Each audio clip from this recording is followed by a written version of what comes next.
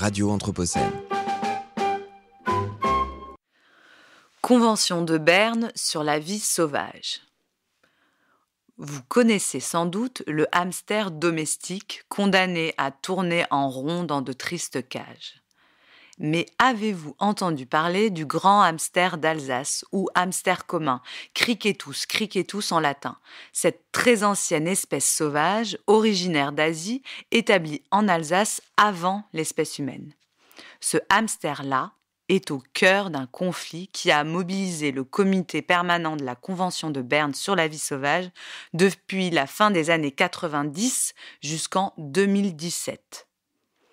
La Convention de Berne, d'abord. C'est un instrument juridique international de conservation de la faune et de la flore sauvage. Elle est signée en 1979 au Conseil de l'Europe par 50 pays et par l'Union européenne. C'est un traité pionnier en matière de biodiversité qui protège la plupart du patrimoine naturel du continent européen et s'étend à certains États africains. En signant ce texte, les parties, les États, s'engagent à conserver la faune et la flore sauvage et leur habitat naturel, et à promouvoir la coopération européenne dans ce domaine, car la nature, on le sait, n'a que faire des frontières nationales.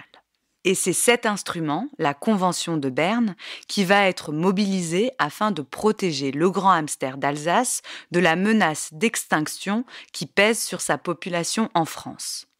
En effet, l'espèce n'est pas considérée en danger, mais dans quelques régions, et notamment en Alsace, elle subit des pressions importantes et voit sa population décliner de manière inquiétante. Ces menaces viennent de certaines pratiques agricoles et surtout de la monoculture, mais aussi de l'industrialisation du territoire et du développement des infrastructures qui morcellent et réduisent son habitat. La chasse active par empoisonnement est également incriminée, car ce hamster est parfois considéré comme un nuisible par les agriculteurs.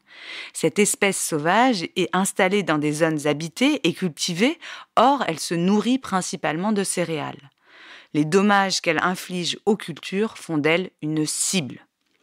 Ainsi, en 2007, lorsque le recours est déposé, la situation est considérée comme urgente par le comité qui décide d'ouvrir un dossier et place la France sous surveillance.